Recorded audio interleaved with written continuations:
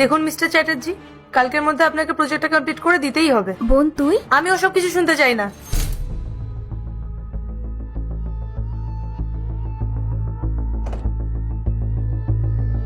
ঠিক আছে, হ্যাঁ রাখো। কেমন আছো পায়েল? অনেকদিন পরে এলে। আমার জন্য এক গ্লাস জল নিয়ে এসো তো। ঠিক আছে, আমি নিয়ে আসছি।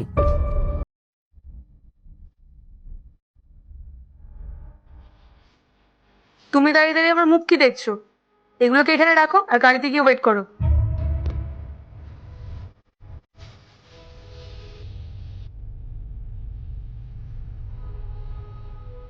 হ্যাঁ, আমি যখন বলছি কালকের মধ্যে আমার প্রজেক্টটা রেডি চাই, তার মানে রেডি চাই, নো এক্সকিউজ।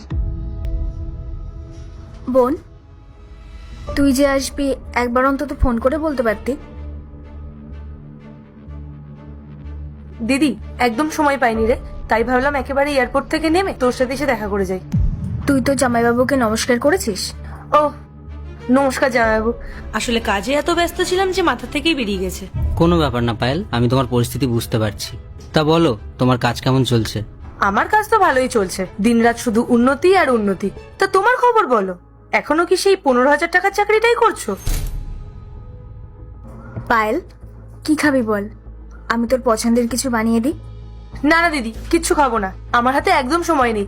আর কয়েক ঘন্টা পরেই আমার একটা ইম্পর্টেন্ট মিটিং আছে, আমাকে বেরোতে হবে। এখনই চলে যাবে? এতদিন পরে এলে, কয়েকদিন থেকে গেলে আমাদেরও খুব ভালো লাগতো। দিদি, তোদের দুজনের ভালো লাগবে বলে আমি তো আর আমার কোটি কোটি টাকার বিজনেসটা বন্ধ করতে পারি না। আর জামাই বাবু, তুমি তো ফ্রি বসে থাকো, তাই তোমার হাতে অনেক সময় আছে, কিন্তু আমার সময় মানে টাকা। আচ্ছা জামাই বাবু, সত্যি করে একটা কথা বলো তো, এই 15,000 টাকার চাকরি ছাড়া আর কিছু কি করার ক্ষমতাই হয়নি তোমার? না পায়েল, আমি ওই চাকরিটাই করছি। ওই চাকরিটা করে আমি আর জিয়া খুব সুখে আছি। জামাই বাবু, শুধু ওই খুশি দিয়ে বাস্তব সংসারটা চলে না, বাস্তবতাটা না অনেক কঠিন। অভাব থাকলে না এসব হাসি খুশি জানলা দিয়ে পালায়। ভালোই হয়েছে আমার চিন্তা ভাবনাটা অন্তত তোমার মতো না, না হলে আমাকে ওই গরিবের জীবন কাটাতে হতো।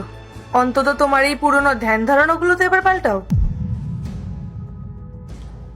আচ্ছা জামাইবাবু, তোমার কি ইচ্ছে করে না যে এই পুরনো বাড়ি ছেড়ে বড় কোনো আলিশান বাংলোতে গিয়ে থাকতে, একটা বড় দামি গাড়ি চড়তে? আর দিদির কি অবস্থা করে রেখেছো দেখেছো? নিজের কথা বাদ দাও, অন্তত দিদির কথা ভেবে তো বড় কোনো কাজ করতে পারতে। সরি দিদি, তুই ভালোবেসে বিয়ে করেছিলিস বলে আজকে তোকে এই সাধারণ জীবন যাপন করতে হচ্ছে। আমি তো অন্তত কোনোদিন লাভ ম্যারেজ করব না, আমি তো এমন কাউকে বিয়ে করব যে আমার লেভেলের হবে।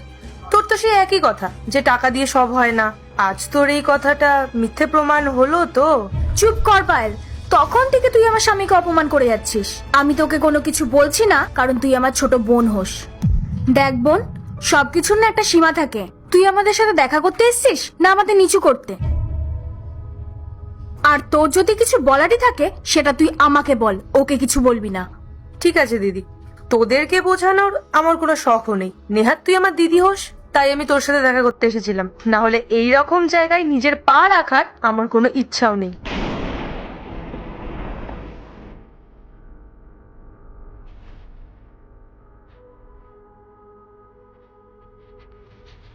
এই নাও 20 লাখ টাকার চেক।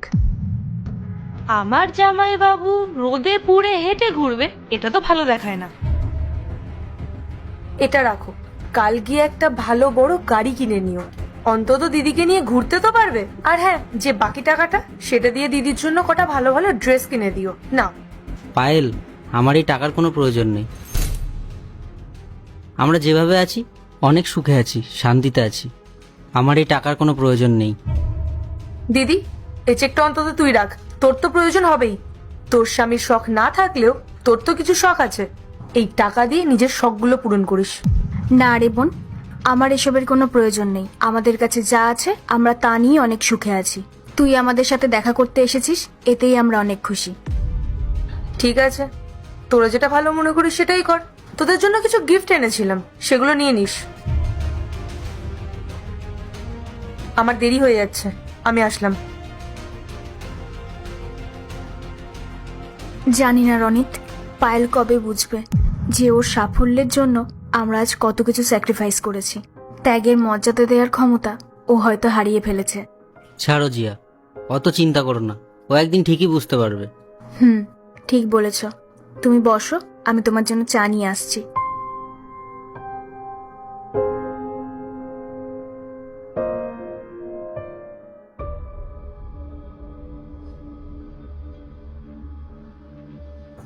আরে, আপনি পায়েল ম্যাডাম না, সেই বিখ্যাত ব্যবসায়ী?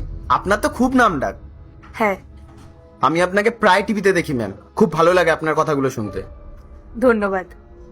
কিন্তু আপনি এখানে হঠাৎ ম্যাডাম আমাদের এলাকায়? আসলে আমি এখানে আমার দিদির সাথে দেখা করতে এসেছিলাম। বলেন কি ম্যাডাম, আপনার দিদি এখানে থাকে? আপনার দিদির একটা ছবি দেখানো যাবে? একটা দেখান না। কেন? ছবি দেখে আপনি কি করবেন? আসলে ওনার সাথে যদি আমার কখনো দেখা হয়, তখন গর্ব করে বলতে পারবো যে আপনার সাথে আমার দেখা হয়েছিল, যে আপনি খুব ভালো মানুষ, যে এত বড় ব্যবসায়ী হয়েও আমার সাথে দাঁড়িয়ে রাস্তায় কথা বলেছে। ঠিক আছে।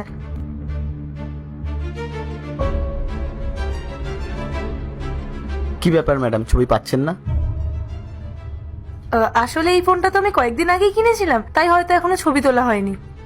কি বলছেন ম্যাডাম, এত দামি ফোন আর আপনার দিদির একটাও কোনো ছবি নেই? আজকালকার দিনে এরকম হয় নাকি? ঠিক আছে ম্যাডাম, কোনো ব্যাপার না, বড় মানুষদের বড় বড় ব্যাপার। আসি ম্যাডাম।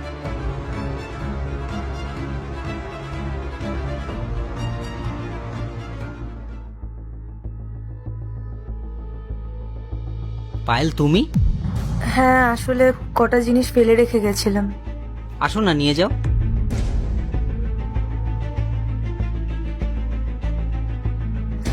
জামাইবাবু, দিদি কোথায়? ও ভেতরে আছে, আমি ওকে ডাকছি। জিয়া, জিয়া। দিদি, একটা কথা বলবো? হ্যাঁ, বল। দিদি, আমরা সবাই মিলে একটা সেলফি তুলতে পারি? হ্যাঁ, অবশ্যই। দিদি, তুই একটু আমার পাশে আয়।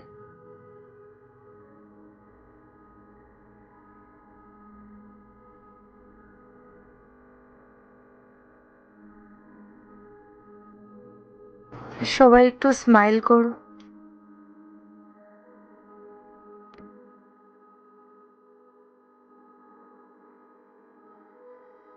দিদি, অনেকদিন তোর হাতের খাবার খুব মিস করি, আর আজকে খুব খিদেও পেয়েছে। তুই কি আমার জন্য কিছু খাবার আনতে পারবি? হ্যাঁ, আমি এক্ষুনি নিয়ে আসছি। আরে তোমরা দাঁড়াও, আজকের খাবারটা আমি বানিয়ে নিয়ে আসছি।